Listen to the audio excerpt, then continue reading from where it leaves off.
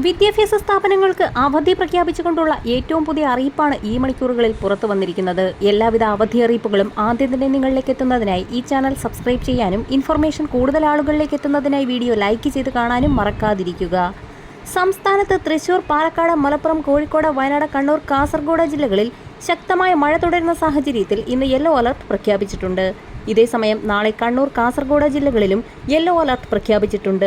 ശക്തമായ മഴ തുടരുന്ന സാഹചര്യത്തിൽ ഈ ജില്ലകളിലാണ് മഴ പ്രമാണിച്ചുള്ള അവധികൾക്ക് നാളെ സാധ്യതയുള്ളത്. ഈ അധ്യയന വർഷത്തിലെ സ്കൂൾ അവധി ദിനങ്ങൾ പ്രഖ്യാപിച്ചു എന്നുള്ള സന്തോഷ വാർത്തയാണ് ഇപ്പോൾ പുറത്തു വന്നിട്ടുള്ളത്.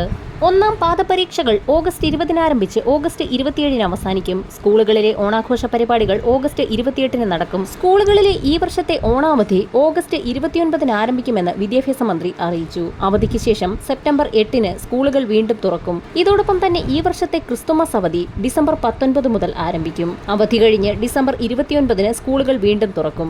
ഈ അധ്യയന വർഷം മധ്യവേനൽ അവധിക്കായി സ്കൂളുകൾ മാർച്ച് 31 അടയ്ക്കും. ഈ വർഷത്തെ അവധികൾ പ്രഖ്യാപിക്കുകയും വിദ്യാഭ്യാസ കലണ്ടർ പുറത്തിറക്കുകയും ചെയ്തിരിക്കുകയാണ്. അധ്യാപക സംഘടനകളുടെ യോഗത്തിൽ വിദ്യാഭ്യാസ മന്ത്രി വി ശിവൻകുട്ടിയാണ് കലണ്ടർ പ്രകാശനം ചെയ്തത്. അധ്യയന വർഷം ആരംഭിച്ച് ഒരു മാസം വൈകിയാണ് കലണ്ടർ പുറത്തിറക്കിയതെന്നതും ശ്രദ്ധേയമാണ്. വരും മണിക്കൂറുകളിലെ അവധി അറിയിപ്പുകൾക്കായി ചാനൽ സബ്സ്ക്രൈബ് ചെയ്യാൻ മറക്കാതിരിക്കുക.